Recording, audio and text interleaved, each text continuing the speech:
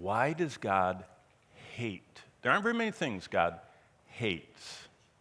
Why does God hate religion?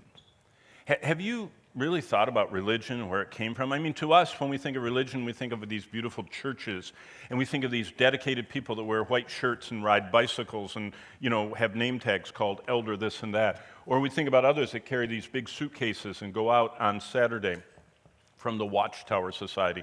Or we think of these serene people like Steve Jobs worshiped with, the Buddhist, and have all of their quiet gardens and all that tranquility.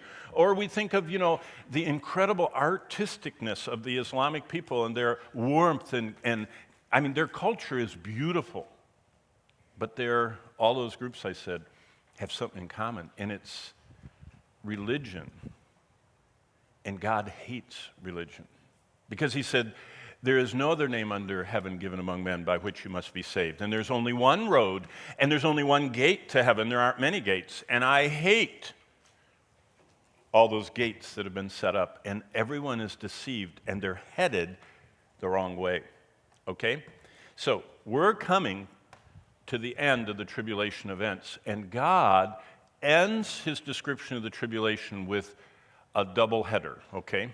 He talks about Satan's two deadliest agents that Satan has.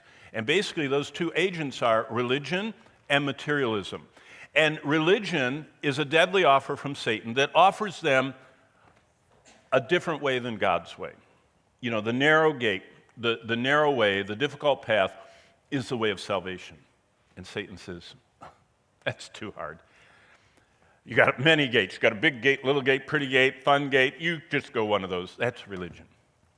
But all of it is based on two separate ideas. Now, notice this. You already had Galatians, right? Did you guys? Yes? So you remember, this is one of the biggest verses in Galatians. But even if we or an angel from heaven preach any other gospel to you than that which we have preached to you, let him be accursed, anathema. As we have said before, it's not very often Paul stutters or whatever, kind of repeats himself, but for emphasis, he does. As we said before, so now we say again, if anyone preaches any other gospel to you than what you have received, let him be accursed. This is about as bad as you can get. Paul is declaring the damnation of anyone that points in any direction but to the one narrow gate of Jesus Christ. See, that's religion is human achievement.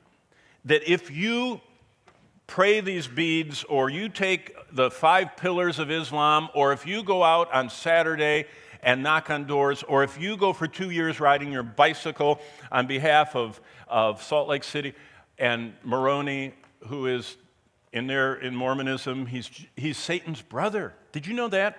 The Mormons believe that Jesus and Satan are brothers. Where do they get that? It's from paganism. So this is a serious, serious matter to God. So basically, in the big picture, lost humanity wants a religion of human achievement.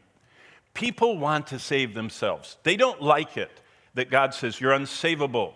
You can't do anything. There's no one good. Your righteousness, your best behavior is like oozing sores that have strips of white cloth, like you have leprosy and green gangrene, and you have strips of white cloth on there. It soaks up the gangrenous infection, and then you take off your bandage and throw them on the ground. And when you come up on those, you don't want to get near them. They're so dirty and smelly, and you don't want to get infected. God says, your best is like that. That's not very nice. Did you know that's not the way you make friends? Satan says, don't listen to that. You're really basically good. And I've designed for you all these ways to God. He doesn't tell you he's the God that those ways are going to. He's the God of this world. So that's what chapter 17 is about. Because this false religion that Satan has designed in all of its manifestations, God is going to destroy all religions. And that's what chapter 17 is about. Well, this was a very popular topic for these people because, You talk about false religions. There was almost an explosion of false religions in the time of the early church. Satan went overboard. Do you remember, have you read the book of Acts? You guys have already probably covered Acts. I mean, we have people showing up that when the disciples are preaching, they show up as converts. And Peter had to come to Samaria to find that Simon Magnus guy who claimed to be a Christian, who even got baptized. And Peter looked at him and said, "You have an evil heart of unbelief. You are not a believer." See, Satan was infiltrating the church right from the start. Plus, he was parroting false doctrine. And so Jesus comes back, and do you remember what he says to the 7 churches? You have people that are following the errors of Balaam. You have the people that are following the errors of the Nicolaitans. You have that Jezebel that's teaching that God allows fornication. I'm going to kill her. I mean, we already covered that last week. So how do you live for God in an ever-darkening world? Well, the Gospels and the epistles say that we have to guard the gospel, that we have to constantly remind people of salvation as God's way, not religion's way, not Satan's way.